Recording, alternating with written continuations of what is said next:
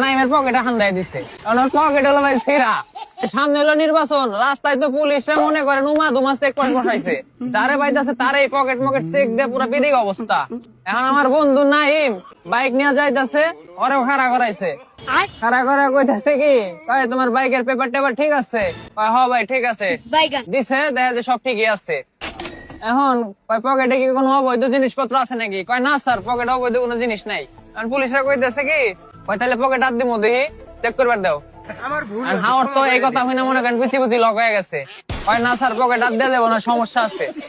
যখনই কইছে সমস্যা আছে, পুলিশরা তো মনে করেন পায়া বইছে, কয় কিরে তোর কাছে তো 100% অবৈধ জিনিস আছে, নাহলে তুই কইলি সমস্যা আছে? কয় না স্যার অন্য সমস্যা। কয় কি সমস্যা দেখুন?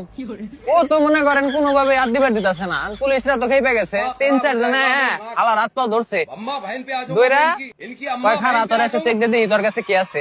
তার মধ্যে এক পুলিশ করছে কি ঠাস করে যায় এরা, মানে পকাত করে এক হাত নাইমের পকেটে হান্দাই দিছে, কারণ ওর পকেট হলো ভাই ছিঁড়া, বুঝছেন? যখনই দিছে পকেটে হাত আন্দায়, পুলিশের হাত যায় ওর সোনার হাতে হলো বাড়ি গাইছে। পরে নাইম কইতেছে কয় স্যার আমি কিন্তু আগে কইছিলাম যে সমস্যা আছে, হাত দিন না।